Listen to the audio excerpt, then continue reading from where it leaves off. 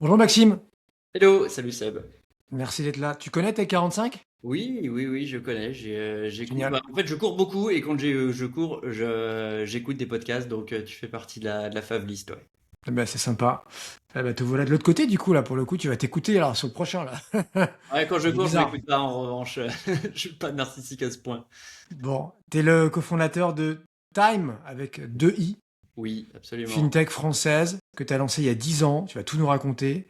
Ouais. Application euh, tout en un pour les indépendants, pour les TPME, donc facturation, compte pro, compta, évidemment tout ça automatisé aujourd'hui, merci l'IA, avec aussi une connexion directe avec le fameux expert comptable, parce que à la base, sur la demi-douzaine de cofondateurs que vous êtes, une bonne partie sont experts comptables, pas Oui. toi, mais tes associés. Et donc, bah, face à toi, t'as du lourd quand même, hein. T'as les vieux de la vieille, c'est quoi? C'est Sedge et compagnie, c'est ça? Ouais, les Sage, les Cégide, C'est il y Gilles, a bien sûr. Et les Iris. scale-up maintenant. Scale-up, Ouais. Indie, Penny Lane, etc., qui ont levé des centaines Il y a ou du des monde dizaines, voire des il y a centaines du de monde sur le millions. terrain de jeu, ouais. Bah, parce que c'est un gros gâteau, un gros marché. Et donc, t'as eu le nez creux. Généralement, s'il y a des concurrents, c'est plutôt bon signe. Time aujourd'hui, alors je pense pas avoir les chiffres à jour, mais j'ai que des trois d'ailleurs, donc tu vas me corriger en direct. J'ai 300 000 clients utilisateurs. Si Ouais. c'est bon, Ouais, 3 000 experts comptables partenaires, parce que c'est la beauté de ton modèle, tout à fait. et autour de 300 collaborateurs. Ouais, c'est exactement ça. Non, non, c'est vrai que c'est 3-3-3, c'est bien aligné.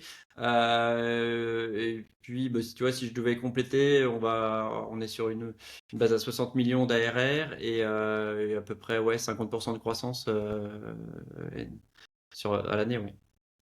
Et ouais, c'est beau, 60 millions d'ARR. Ok. Mm. Dans un modèle assez particulier, puisque tu es ce qu'on appelle bootstrap, donc autofinancé, et Oui, donc détenu à 100% par vous, le management. exactement, ouais. On est les derniers, les irréductibles gaulois, comme j'aime bien à le dire. Effectivement, il y a plus beaucoup de, ouais, on est un peu les Catherinettes. Il y a plus grand monde qui a ce statut-là, et c'est ce qui nous caractérise, nous définit. C'est aussi une de nos particularités. C'est peut-être quelque chose qu'apprécient aussi nos clients, mais même si on le fait d'abord pour nous, en tout cas, et pour la pérennité de l'entreprise.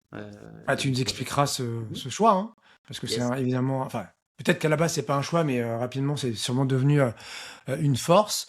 Donc intéressant d'avoir cette vision sur une fintech un peu différente, hein, voire carrément différente sur plusieurs aspects, notamment le fait que voilà chez vous on est sur l'entreprise dite libérée, je sais plus si on appelle ça comme ça, mais on a Ouais. longtemps décrit cela ainsi. Donc peu de hiérarchie, c'est voilà, c'est très flex sur les horaires, sur les congés, même sur la paye.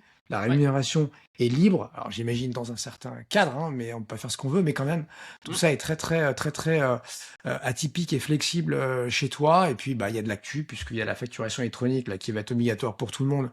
Là à la rentrée 2026, donc septembre, avec un deuxième volet l'année prochaine. Donc ça concerne évidemment tes clients et ça m'intéresse donc d'y Ouais. revenir parce que bah, c'est une grosse vague et j'imagine aussi une occasion de prendre la parole pour vous et de communiquer et d'aller gagner encore des clients. Ton parcours, Maxime, tu faisais quoi avant Time, donc avant, on remonte avant 2015, tu remontes d'ailleurs où tu veux là. Ouais, bah, moi tu sais, j'ai l'histoire du petit geek qui faisait des sites web à 14 ans, qui adorait ça. Et donc il fait des études dans ce qu'on appelle le multimédia. J'ai voulu toujours bosser dans l'internet, même si à l'époque c'était plutôt les jeux vidéo, parce qu'internet n'existait pas. Et donc j'ai toujours été attiré par ça. Donc je faisais des études, voilà, multimédia, et après ingé pur, donc voilà sur du dev, sur des voilà compiler des serveurs en C, des choses comme ça. Et puis, je me suis rendu compte que ça me plaisait, mais ce qui me plaisait aussi, c'était la culture produit et comment t'adresser les clients. Donc, j'ai poursuivi plutôt avec des études en marketing. Et donc, ma carrière, elle commence en agence de com. Voilà, petite agence de com. À une époque où les agences de com perdaient de la vitesse sur les marchés traditionnels du print, mais avaient l'opportunité de se refaire la cerise en adressant le digital. Et donc, bah, moi, du haut de mes 22 ans, je suis arrivé voilà, dans mon stage en agence, un peu finalement, malgré moi, en portant finalement cet espoir. Et finalement, le pôle dans lequel je suis atterri, qui était tout petit au début, bah, finalement, au bout de 2 ans, on va dire, c'était 50% de la boîte. Et c'est bah, dans ce cadre-là, en réalité, que je rencontre Régis, Arnaud, qui étaient eux experts comptables, et viennent frapper à notre porte pour dire voilà, on a des projets, on a développé en interne un outil qui est plutôt cool, qui nous permet de gagner du temps dans la tenue de la compta et dans la relation avec nos clients qui n'existe pas. Donc ça, on parle de 2008, hein. Et en fait, le truc était effectivement robuste, efficace, mais pas forcément sexy et user-friendly.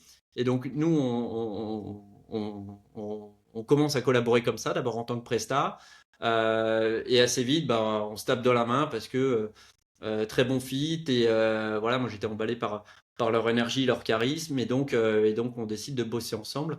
Et donc, d'abord pour leur cabinet, on construit cet outil voilà, qui permet de simplifier la récupération des flux de données, donc les flux de factures, les flux bancaires, puis émettre des factures. Et de fil en aiguille de cet outil interne, on se dit, il y a un marché parce que maintenant, en 2015, le truc, il n'y a toujours pas d'équivalent en fait. En ayant entre guillemets bricolé par nos propres moyens, on se rend compte qu'on a un outil qui est le top du marché. Et on commence même à avoir des confrères experts comptables qui nous disent où est-ce qu'on achète votre truc? On vous voit pas au congrès, on veut le même.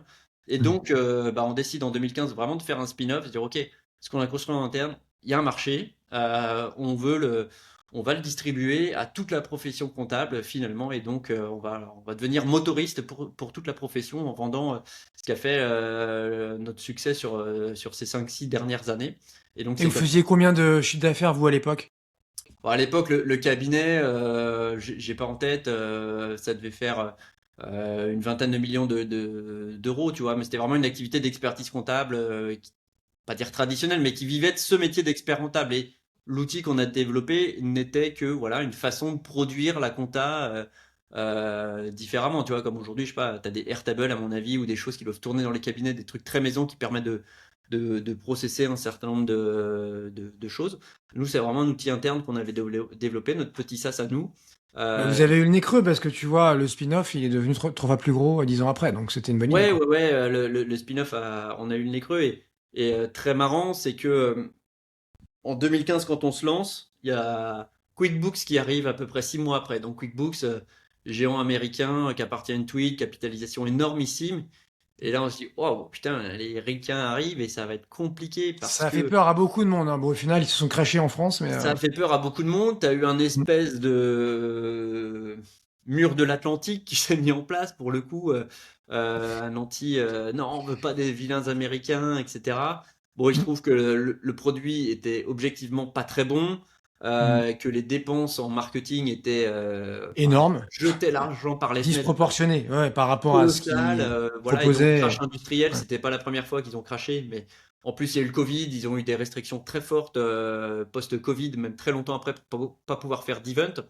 Donc Comme quand on dit ils sont forts, ces Américains, très souvent aussi ils se plantent, hein. Faut pas ils croire, sont, hein. ouais, bah ouais, parce que en fait ils ont pris la réalité, c'est qu'ils se sont dit pour réussir en Europe, on va réussir. Si on craque le pays le plus compliqué d'un point de vue admin, ça va rouler. Alors, ils ne se sont pas trompés, la France est effectivement complexe. Par contre, là où ils se sont trompés, c'est qu'ils n'ont pas réussi à le craquer. Ils se sont pété les Et dents et du mettre coup des ils sont rentrés chez développeurs eux, quoi. indiens Ouais. pour développer un produit américain avec des mecs en France. Bref, on va pas dire que c'était voué à l'échec, mais malgré tout, ça nous a quand même évidemment fait flipper. Mais en tout cas, on en est ressorti grandi de se dire, bah, c'est plutôt chouette finalement de se dire qu'on est assez perméable face à des tels acteurs qui pourraient arriver. Mais ton produit, tu le sors très tard, je crois, hein. Il y a encore 3, 4 ans de Ouais, de en fait, développement, on d'R&D. avait C'est développé, si que tu un peu avant veux. le Covid 2019, je crois que vous commercialisez Ouais, ça, c'était que en vous fait parce l'ouvrez. qu'on a commencé à commercialiser un petit peu avant, mais en fait, on s'est rendu compte que ce qu'on avait fait, c'était trop basé sur des process maison qui n'étaient pas scalables, qui n'étaient pas universels au sein de tous les cabinets.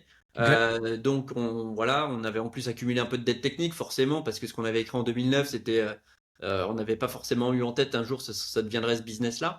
Et donc, vraiment, on prend le temps de 2015 à 2018 à rebâtir l'équipe petit à petit, et se dire que l'avenir il sera mobile first, qu'il y aura de l'IA dedans, donc on construit une équipe data, on construit une équipe avec des devs mobiles, et aussi on en profite, puisque pour le coup à cette époque-là, tu as l'émergence des basses, et on s'est dit, voilà, C'est quoi les basses? les boîtes de banking as a service, type Trezor, Ah, Swan.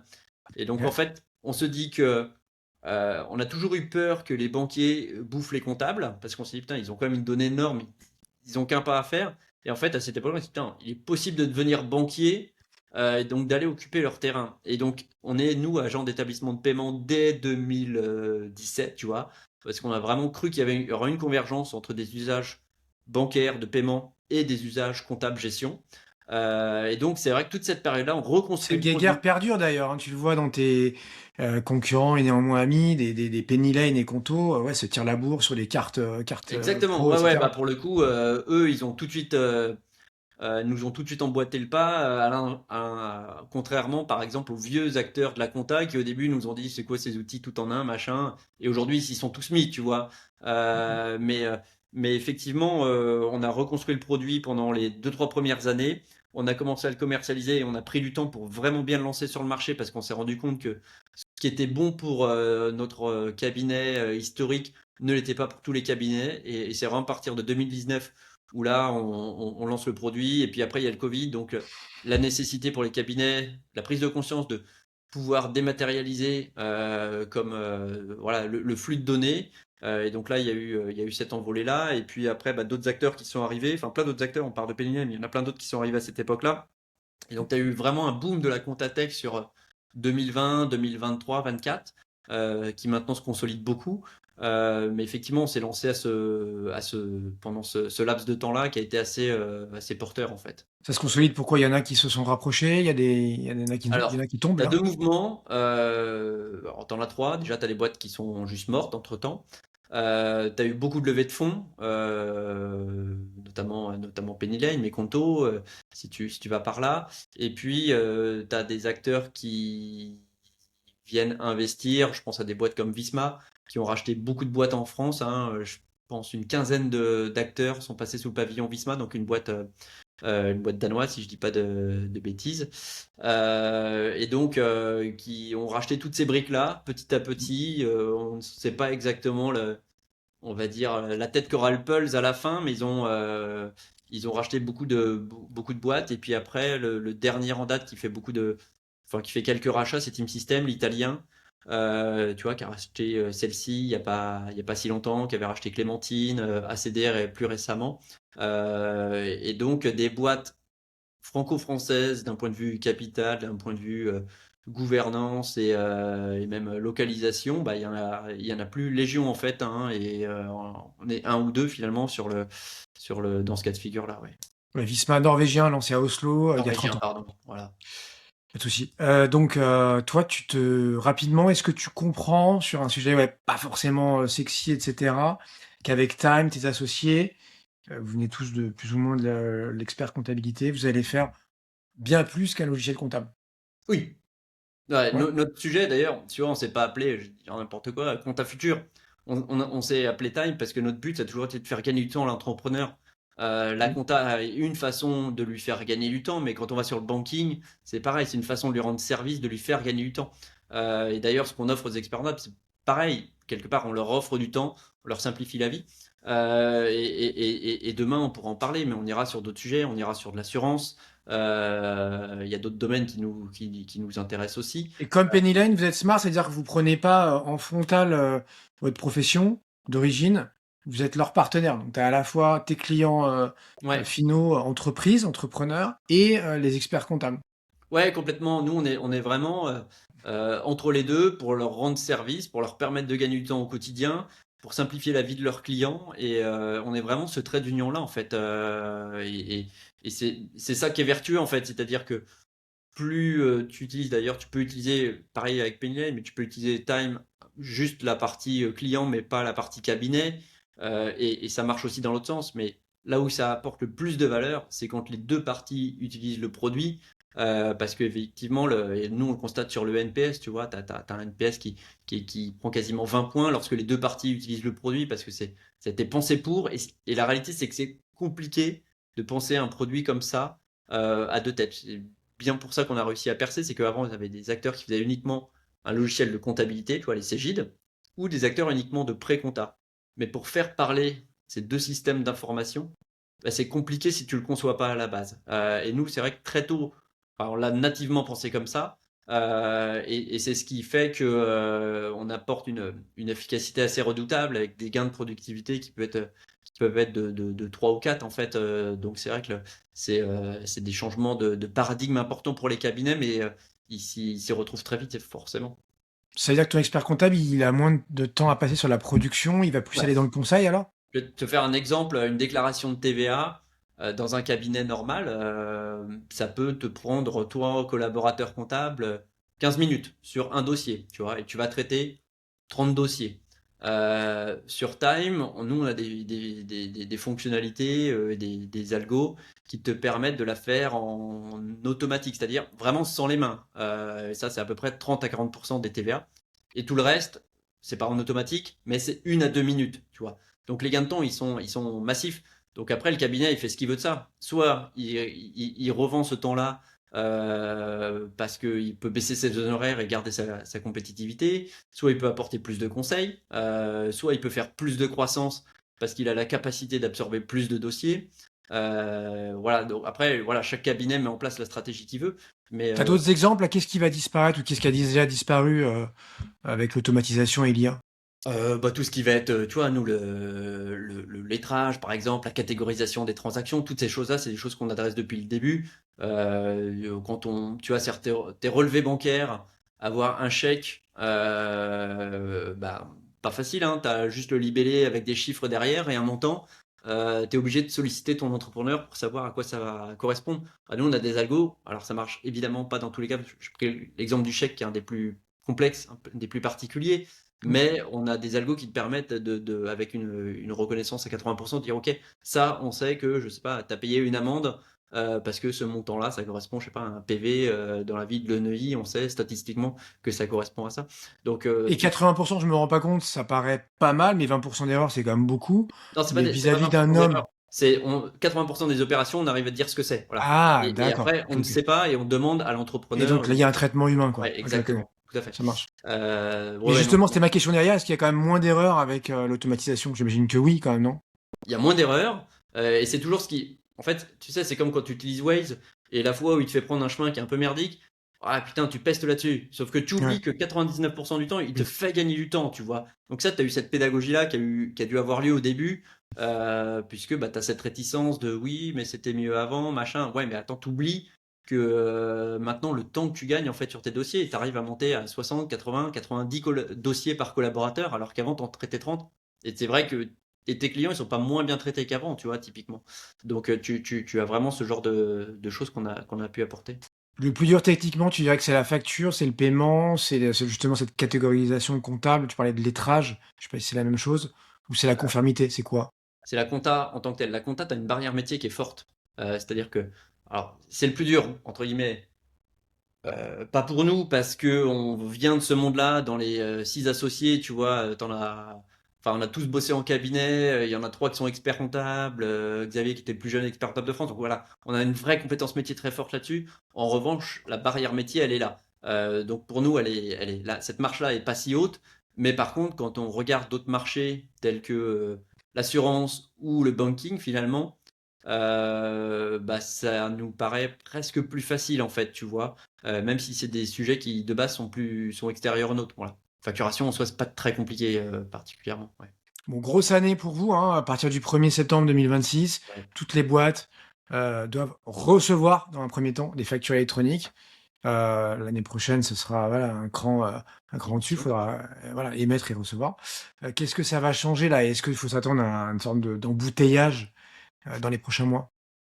Alors, oui, ça va changer. Alors, c'est compliqué parce que ça va à la fois changer beaucoup de choses et pas grand-chose. C'est-à-dire que typiquement pour nos utilisateurs, ça va surtout normaliser, standardiser un fonctionnement qu'ils ont déjà. C'est-à-dire que nous, collecter les flux de factures, d'achat, de vente et les réconcilier avec les transactions bancaires, c'est ce qu'on fait nativement. Le seul truc, c'est que ça va être beaucoup plus automatisé, ça va te demander moins d'actions manuelles. D'accord? Après, là, ceux pour qui ça va changer beaucoup de choses, c'est ceux qui aujourd'hui font leurs factures papier ou sur un logiciel type Excel ou autre, eux, évidemment, ils vont changer pas mal de choses à leur fonctionnement de tous les jours.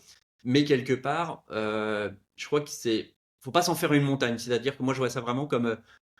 C'est l'arrivée de l'email, quoi. C'est-à-dire que c'est pas non plus un truc réservé au super geek, globalement, tu auras une porte d'entrée qui sera ta plateforme agréée qui te Mais c'est permettra. ça, en fait. Expliquons, parce que facturation électronique, ça veut tout et rien dire. C'est quand tu peux pas. C'est pas la question que papier, pas papier, c'est que tu dois l'émettre, la créer, l'émettre depuis une plateforme comme la tienne, Hmm, agréée. Il y en a un certain nombre, c'est mais ça. tu peux plus Et- boutiquer effectivement Exactement. Si tu ton veux, petit doc dans ton aujourd'hui, coin pour et faire le l'envoyer par travail, mail. Ça marche plus un de ça. mes utilisateurs utilise Time.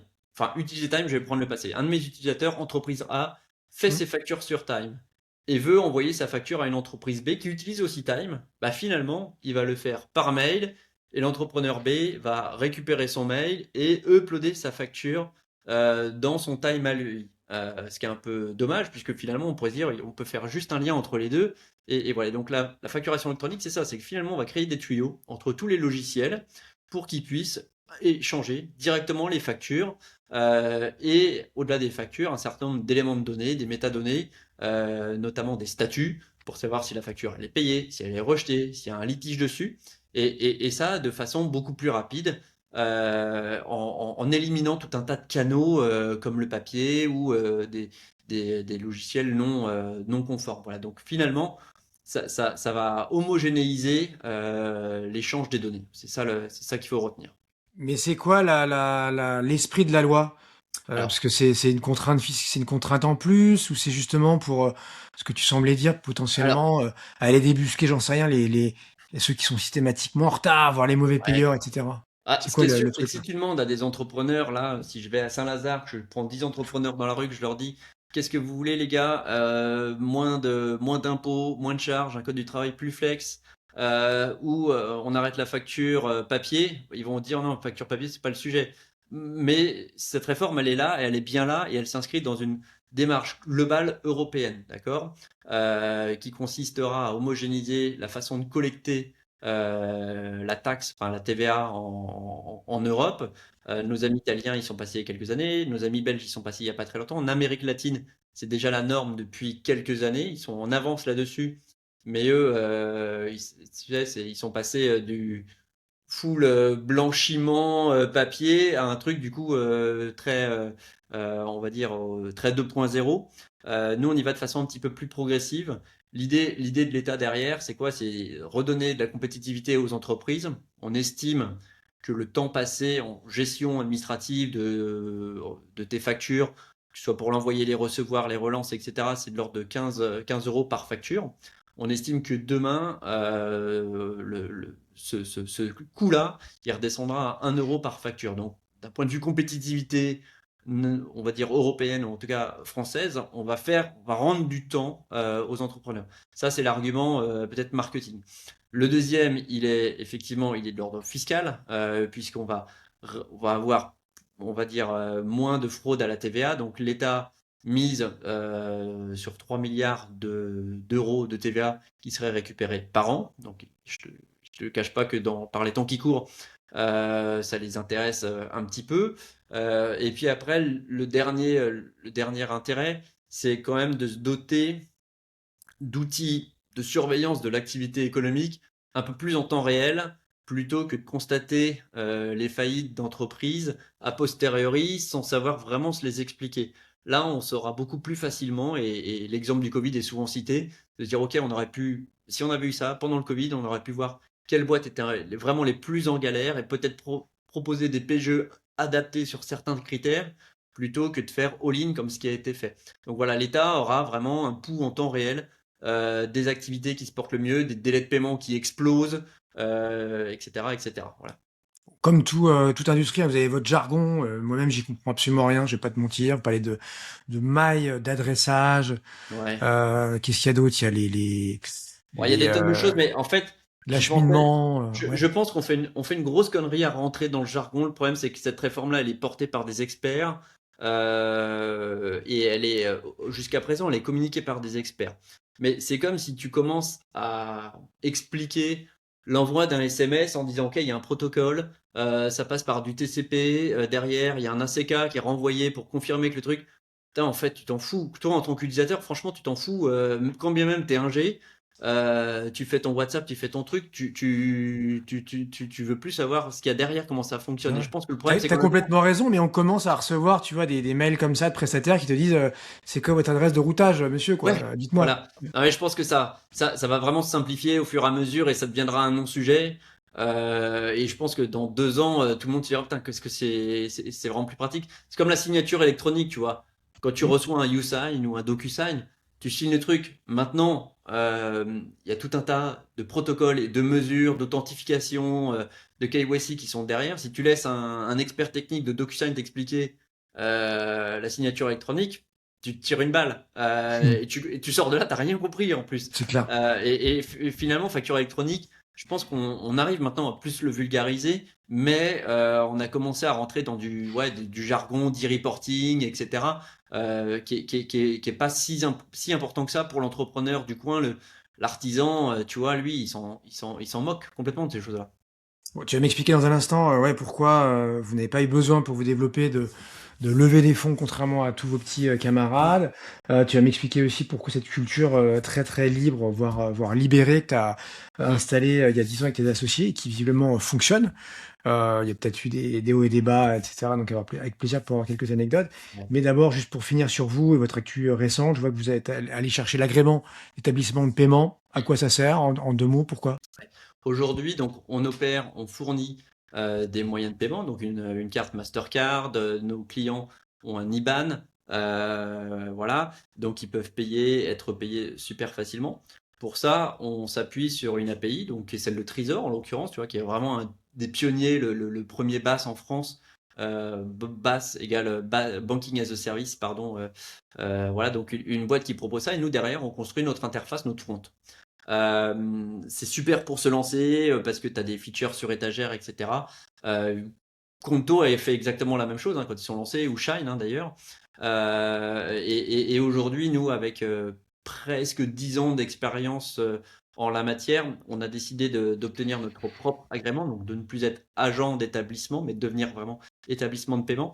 Parce qu'en fait, on a des besoins assez spécifiques qu'on a identifiés.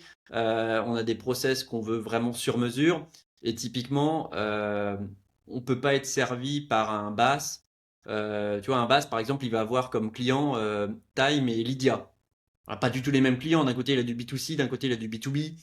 Nous, en plus, on a un B2B dont les entrepreneurs sont suivis par des experts comptables qui sont eux-mêmes soumis à la loi Tracfin. Donc, si tu veux, le client, il arrive, c'est ceinture bretelle, quoi. Ils l'ont rencontré, ils ont fait sa liasse fiscale. Donc, si tu veux, quand il y a la nécessité, je sais pas, d'ouvrir un compte ou de faire un virement, bah, c'est carré, c'est pas de l'achat-revente frauduleux sur le bon coin où on a essayé voilà, on a essayé de refourguer ça avec un compte un peu véreux.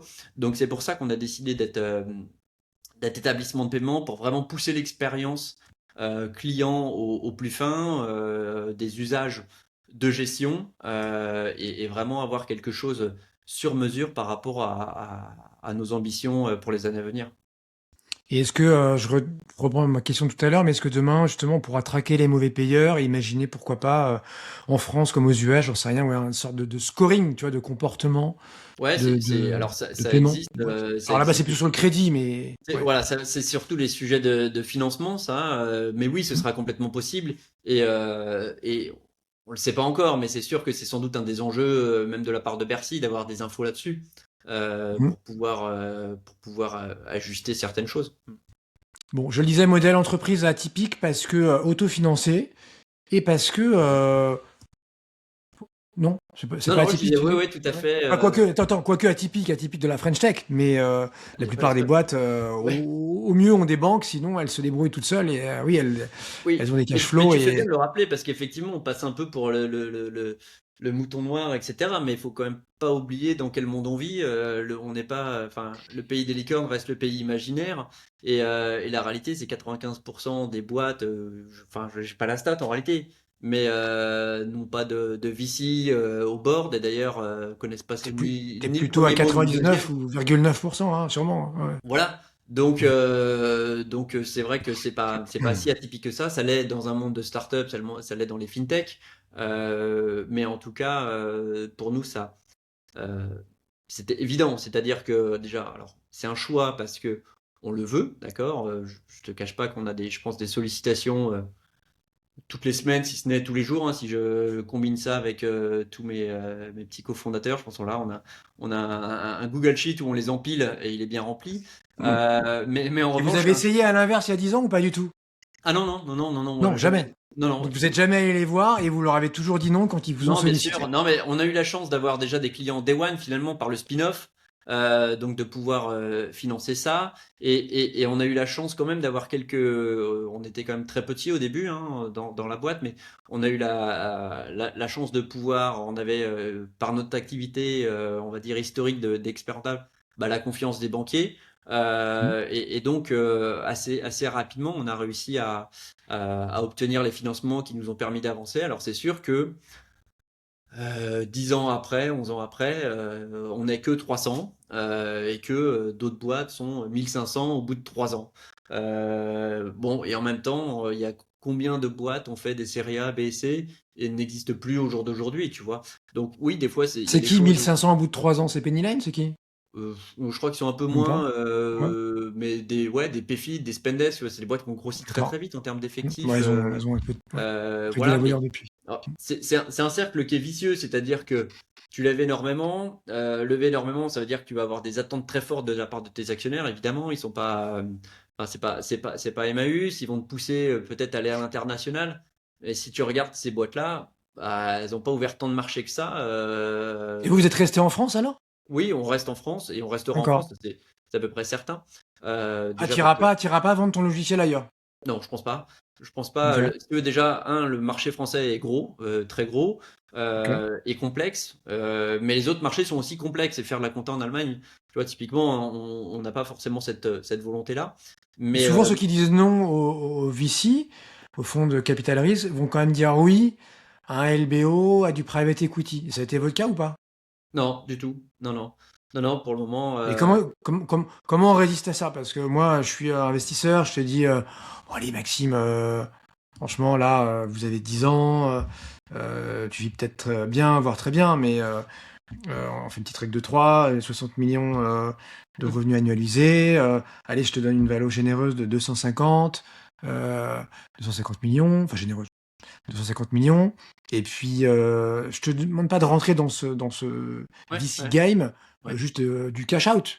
Tu ouais, vois, ouais. donc vends-moi une part de tes parts, tes associés aussi, pour je ne sais pas quoi, 25 millions. Donc tu lâches que 10% de la table de capitalisation, et moi je rentre pour Ouais. 25%, j'ai Non, 10% de time. Ça change pas grand-chose pour vous, et ouais, vous, ça vous fait du cash quand même. ouais, ouais, ouais, ça nous fait du cash. Après, bon, Comment tu résistes à ça? comment on résiste à ça? Bon, déjà, on n'est pas malheureux avec notre train de vie actuel, tu vois. Je pense qu'on est des gens relativement, enfin, on est très heureux avec l'argent qu'on gagne. On est des gens de manière globale assez modeste, tu vois. On n'a pas un rapport à l'argent. Enfin, on aime le business, il n'y a pas de doute là-dessus, mais notre ambition, c'est pas de se mettre des millions et arrêter ou passer à autre chose ou relancer un business parce que on en connaît combien qui ont lancé après un exit et finalement sont partis en dépression ou ont jamais rencontré un autre succès que leur premier amour finalement. Donc nous, le but, c'est de réussir à étirer au maximum cette histoire-là, de la vivre ensemble. On se connaît depuis maintenant 15 ans. Régis et Arnaud se connaissent encore un peu plus longtemps. Et Euh, et sur les 6, vous êtes alignés. Il n'y en a pas qui disaient, bah tiens, si, il faut qu'on non, le il y a pas fasse, ou on de, se ouais, verse des gros dividendes, ou. non, il y a Non. aucune, il y a aucune, il y a aucune dissonance. En vrai, il y a même aucun débat là-dessus. C'est Voilà. rare. Tu as conscience que sur 6 personnes, même à 4, ça aurait pu arriver. Ouais, Donc à ouais, 6, ouais, c'est sûr. c'est. C'est sûr. Ok. Non, non, là-dessus, on est complètement en phase sur ces sujets-là, aussi étonnant que ça puisse paraître, mais c'est vrai que c'est pas un sujet. Et puis, bah voilà, on est encore jeune, on est encore bonne santé, voilà, donc on se voit encore longtemps à bord Vous du avez quoi? navire. Vous avez 40 piges? Je me rends pas compte. Ouais, c'est ça, on a Ouais. 40, 45. Et donc si on se rappelle dans 10 ans, Time, ça ressemble à quoi?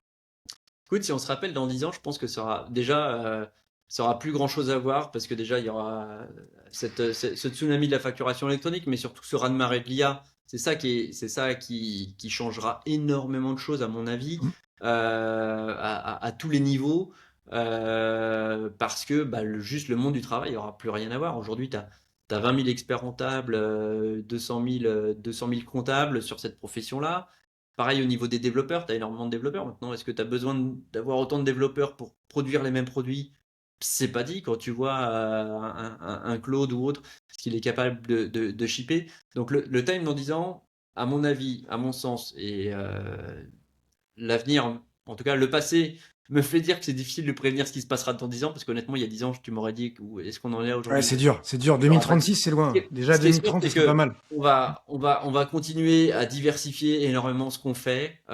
Tu vois, on se rend compte qu'il y a Vers quoi? Tu vas devenir bancaire? Enfin, tu vois, tu veux l'agrément c'est pas bancaire? impossible. Il y a tout Ouais. ce qui est assurance aussi, où on se rend compte que c'est très mal adressé en fait. Les petites boîtes Mm. sont très mal adressées sur les sujets d'assurance, de prévoyance, de mutuelle, C'est et quoi, c'est RC Pro, ouais, prévoyance, ouais, ouais, mutuelle, c'est très très du fragmenté président. encore les Ouais. solutions, c'est complexe, les parcours sont désastreux, tout ce qui est financement aussi et les placements, la crypto, tous ces sujets-là, ça nous intéresse et on se dit qu'il y a vraiment un terrain de jeu qui est immense. Mm. Et nous, on navigue là-dessus avec en plus un cadre réglementaire, tu vois, lié aux lois de finances, etc. Et donc, évidemment que on s'ajustera par rapport à tout ça. Et voilà, je pense qu'on va arriver sur un outil, je vais pas te dire 360 ou 720, ça aurait pas de sens, mais tu vois, vraiment très très complet, très universel et 720, petit. c'est quoi? C'est un tour sur soi, Ouais, là? tu fais deux tours, tu vois, sur ta gestion d'entreprise. Bon, en tout Mais cas, vous serez en 2030 ou 2036 sûrement toujours autofinancé, et, rentable, détenu par le management et peut-être les collaborateurs. Je t'ai pas demandé, mais ouais, ouais, j'imagine ouais, tout quoi, à fait. ils Les sont intéressés à tout collaborateurs, chez ça. nous, on a à Ouais. peu près 20% des collaborateurs qui ont, Ouais, donc tu as 50, 60 salariés ouais, qui ont des actions, ouais, donc c'est ouais, pas ouais, rien. Si tu ouais, pouvais faire 100%, ce serait mieux, mais peut-être un jour.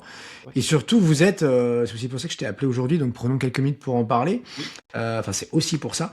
Ouais, entreprise libérée, donc raconte, c'est pas très à la mode. Les Non, entreprises incroyables comme Alan, etc., qui sont allées sur des modèles très transparents. Vous, c'est ouais, encore autre chose.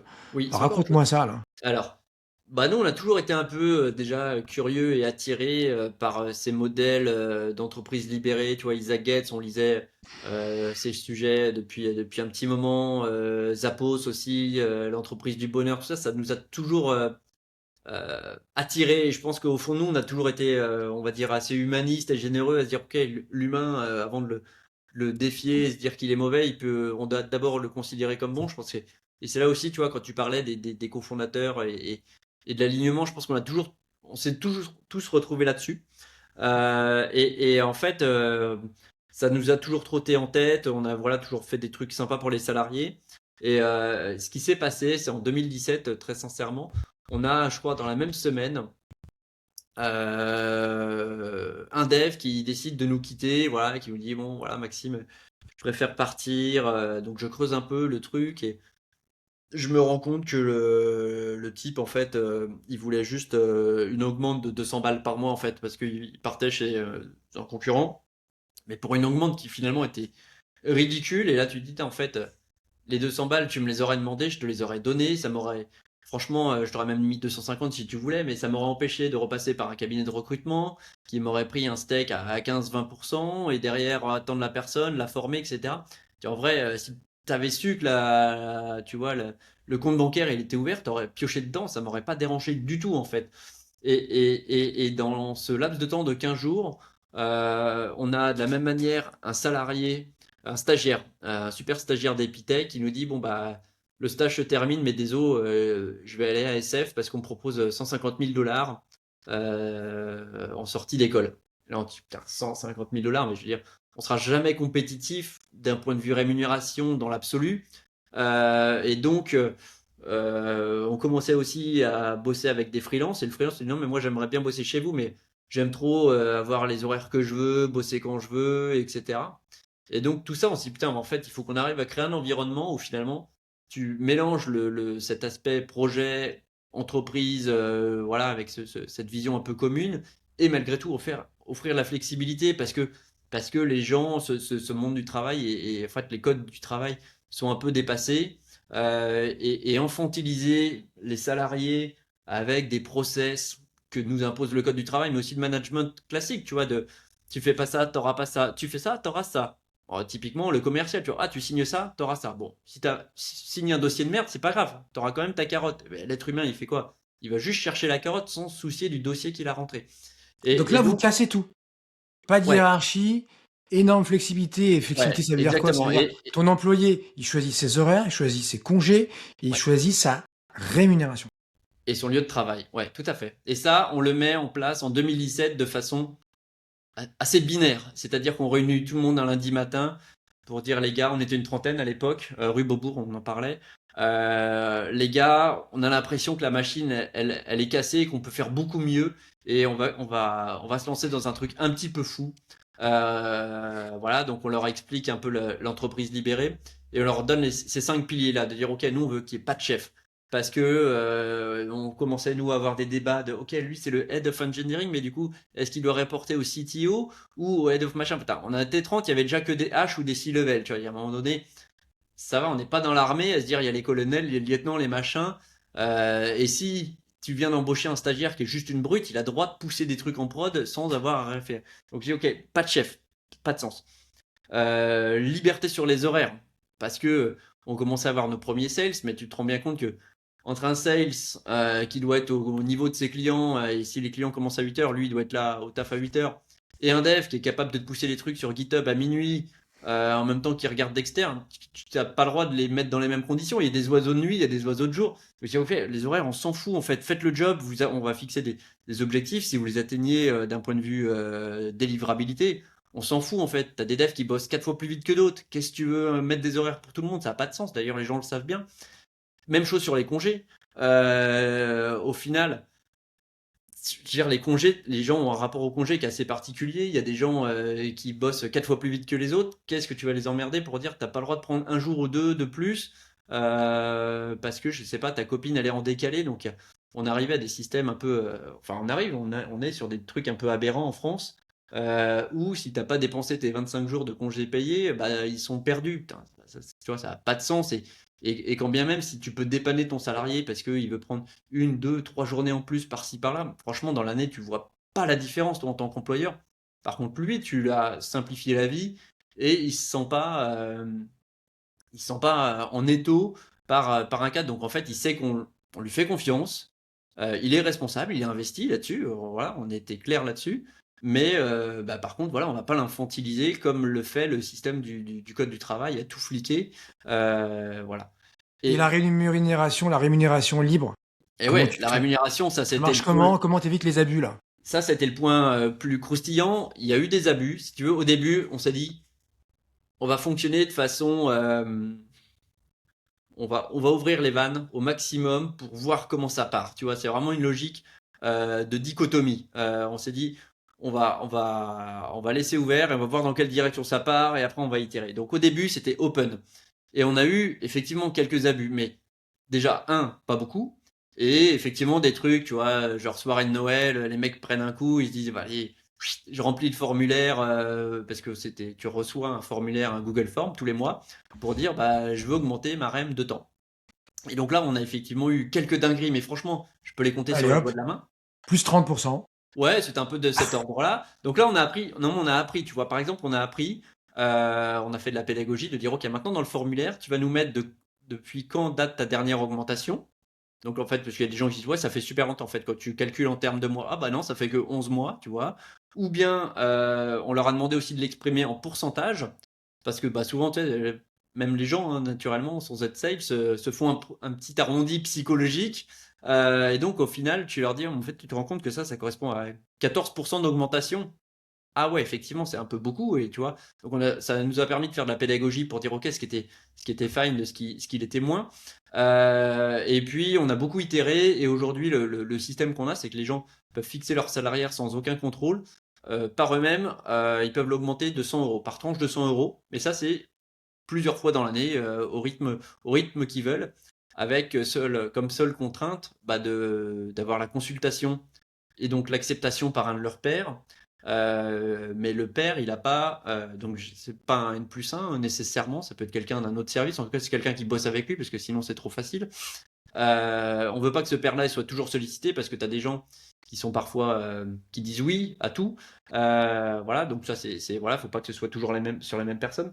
Et puis il y a une obligation de feedback sincère, tu vois, de dire ok, t'as super bien réussi là-dessus, mais en revanche tu pourrais peut-être te progresser là-dessus. En fait, ça s'accompagne dans une démarche de communication assez transparente, une espèce d'introspection, et ça permet finalement de sortir d'une logique, tu vois, top-down où c'est toujours, alors ça fait 12 mois que tu es là, donc je te propose de faire le rendez-vous annuel, et donc selon la grille, tu mérites tant. Mais en fait, c'est assez plus flexible et plus sincère, et la personne qui te fait le feedback, c'est pas un DRH qui a jamais bossé avec toi, c'est vraiment quelqu'un du terrain. Voilà. C'est pas fait pour, enfin, c'est pas fait pour tout le monde, j'imagine. Est-ce que Oui. ça t'attire des profils qui viennent pour de mauvaises raisons chez toi? On est d'accord, j'en parle pas souvent en entretien, en tout cas pas au début, parce qu'effectivement déjà il y a une vision un peu des fois fantasmée de la chose. Tu vois, c'est extraordinaire. Une Attends, barre. Ouais. oublie pas un truc, c'est que dans l'entreprise libérée, il y a entreprise, d'accord? Une entreprise, c'est une entité économique qui doit gagner de l'argent. Enfin, je veux dire, c'est comme l'écologie, quoi. C'est-à-dire que s'il y a plus de planète, il y a plus rien, quoi. Donc, il faut quand même que Si l'entreprise elle tu gagne coûtes de plus l'argent. cher que ce que tu rapportes, à un moment donné, Il y ça a un va pas le moment faire, quoi. donné, ça va casser. Donc, ça Ouais. impose qu'on soit aussi, nous, assez transparent sur la solidité financière de la boîte. Où on en est. On reporte ça de manière macro avec un niveau de compréhension accessible à tout le monde pour que les gens aient des éléments de compréhension et dire, OK, on se porte bien et voilà. Mais ça veut pas dire que c'est pas parce qu'on se porte bien que tu peux, tout le monde doit y aller, on va dire, à tête baissée. Donc, on essaie d'apporter vraiment beaucoup de responsabilisation. Et effectivement, en entretien, moi je dis, OK, tu verras, chez nous, on est flexible, on va pas te faire chier sur les horaires, le salaire, etc. Comporte-toi comme un grand et ça va très bien se passer. On a de la casse, c'est certain, tu vois. Quand on a mis ça en place, et d'ailleurs Isaac Getz nous l'avait dit, tu as 3% des mecs qui sont juste pas compatibles avec ça. Il faut mieux t'en défaire, t'as pas d'autre solution. Et on le constate encore aujourd'hui. Alors, on l'a notamment, tu vois, quand tu recrutes, c'est toujours un peu une loterie hein, d'embaucher des gens. C'est jamais facile. On peut mettre en place tous les tests que tu veux. Des fois, ça se passe jamais comme tu veux. Donc, on a effectivement un petit peu de casse, je pense, plus que la moyenne sur la période d'essai. Hein, tu vois, faut être honnête. Mais par contre, quand ça passe ce cap-là et que on a un super fit, je veux dire, des mecs de 2017, j'en ai allez, encore 60%, tu vois, dans l'équipe. Ils sont Des encore. mecs et des nanas, j'imagine. Ouais, ah bah les nanas, non mais les nanas, honnêtement, on n'en a pas perdu une seule, je pense, Ah, génial. On les embrasse. de On a cette époque. terminé, Maxime. Hyper Voilà. intéressant. Merci pour tout. Tiens, réponse flash, parce que vraiment, ça clignote rouge. Réponds de 5-10 secondes quand tu peux. Meilleur souvenir chez Time en 10 ans.